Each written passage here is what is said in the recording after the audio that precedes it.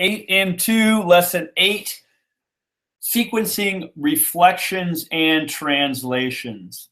Let's hit it. Let's go for it. Okay, so here's the deal.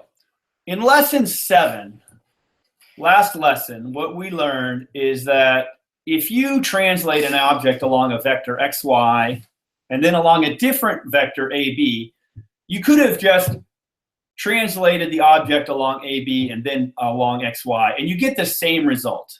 Order does not matter if you are only translating. So if I translate an object, or once, twice, or 100 times, I can just translate in any order. But in lesson 8, what we're going to learn is that order does matter when we add in the concept of reflections. So just read these words, and then I'm going to just do a bunch of showing to you of what I'm talking about.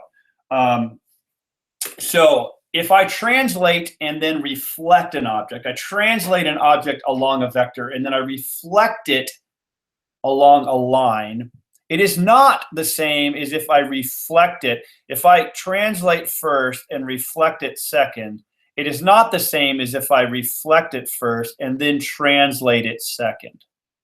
Not the same. And then similarly, if I reflect an object about a line and then reflect it again about a different line, it is not the same as reflecting it about the second line and then about the first line. So it's a bunch of words, but kind of the idea is if I add reflection into the mix of how I'm of my transformations, order does matter. So let's take a look at what I'm talking about. Let's go over to our tool Geogebra, which does this so well, and let's look at this object here, this triangle. And so what we said was translating and then reflecting is not the same thing as reflecting and then translating. And what I'm going to do is I'm going to show this to you by, let's move this guy like right to here. And let's just create a vector. We're going to create a vector that we can transform or we can translate along.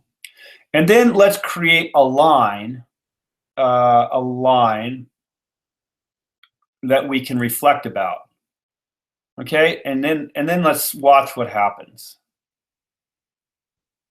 Let's move this vector, because we can move vectors, still the same vector. Okay, and let's move this. Let's see. Let's move this guy. Let's see. Let's move this guy. Let's translate a little bit shorter distance, and let's move this guy a little bit further over here. Let's just do that. Okay. So now what I'm going to do is I am going to translate and then reflect. And then we're going to see that if we reflect and then translate, we don't get the same thing. And I think you might be able to see this pretty quickly. So again, let's translate first. So we're going to translate this object, right? So if we take an object and if we transfer it, we're just moving it to the right by that distance of 2 units. The second thing we do is when we reflect it across this line, we mirror it. So we're going to take this object now, and we're going to mirror it. We're going to reflect it about a line. So we're going to take this and we're going to pretend this guy's our mirror and see where we end up. So let's see if we can colorize this guy. Let's see, A prime, B reflecting D to C. Let's see if we can colorize this guy.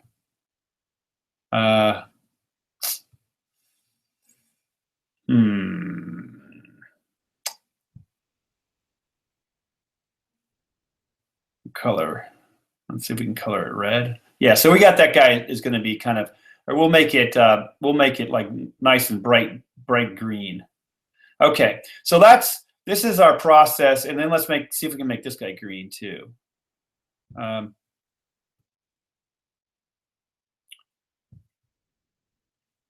Green.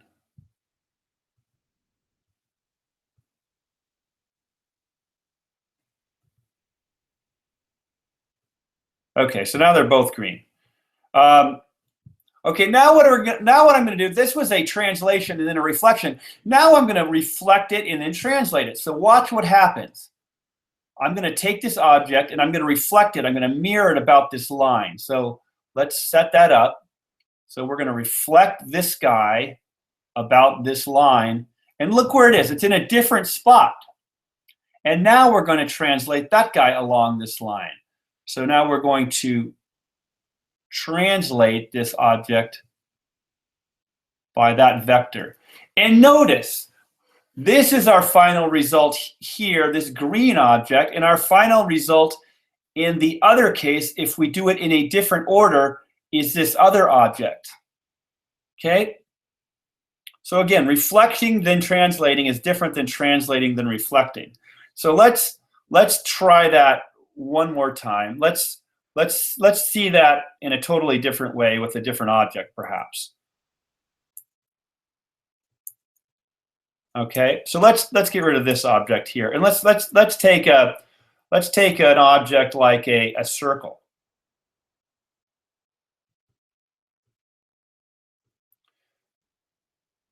Let's take this circle and let's just do the same thing. We'll whoops. Okay, let's just put the circle down here. Okay, and we're gonna let's create our vector. Let's create a let's create our vector, and let's make the vector go in a diagonal, kind of a diagonal pattern, and then let's make our line that we're going to use. We'll make this one go straight up and down, and maybe we'll move that over here. So let's translate and then reflect, and then we will reflect then translate. So let's translate this circle along this vector, and you can imagine what that might look like. Moves it down and to the right, and now let's reflect it about this line. So you can imagine that if we're looking in a mirror, that circle is going to end up over here somewhere. So now let's reflect this new circle along that line, and we end up over here. Now what we're going to do is we're going to reflect. Let's reflect, and then reflect about a line. Reflect about a line. We reflect first, and now we're going to translate along a vector. And we can see that we end up in different places. So all I'm trying to argue and trying to show you here is that order matters with mirroring, reflecting, and then translating. You can go to Geogebra and do this all day long. You can mimic the work that I did, and you can try it with different shapes and verify this for yourself. The second thing I want to show you, I'm not reminding you how. Whoops. Let's get rid of some of these objects.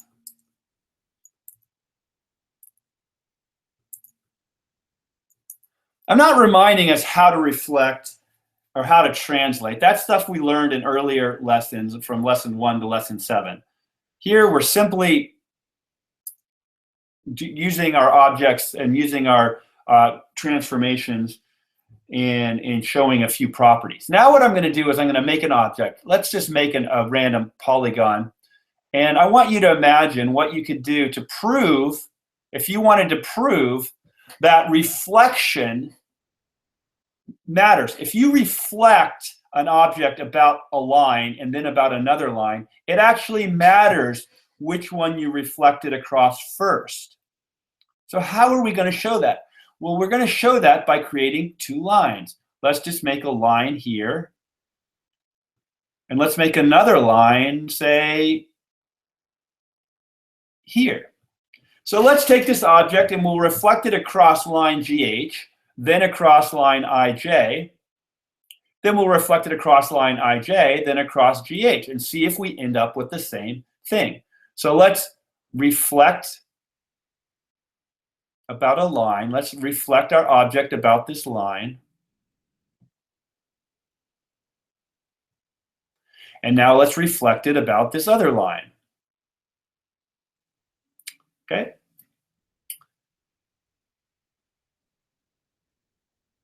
So let's take our object and let's see if we can, yeah, we can change the color really nicely there. Okay, now we're going to reflect it across this line and then across the other line. Hopefully it still stays in view. Reflect it about a line,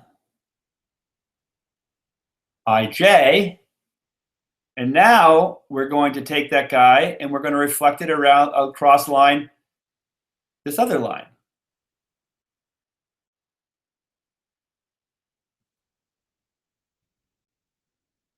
And notice, again, we end up in a different place. So when reflecting twice, we have to talk about the order. We're reflecting in the first case, we reflected across line GH and then across line IJ to get to this blue double reflection. And then to get to this reflection, we reflected first across IJ, then across GH. So again, order matters when you're reflecting.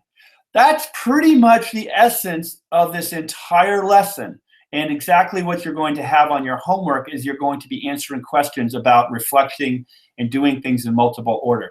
This was a very short lesson, I know, but I think that's all you really needed to know. And you only really needed to, and really the key is to kind of just see it using this tool. That makes things a lot easier. So if you need more, please send me some comments. Leave some comments on my YouTube videos. I can do a lot more with this, but again, in this case, I think visualizing using the GeoGebra tools is a lot better than me drawing things by hand and then showing you reflections and mirroring by hand, which can be very time-consuming and is something you already know how to do. So hopefully this was useful, and if it'll be one of the shorter lessons that I do. We'll be seeing you next time with lesson 9. Happy mathematics.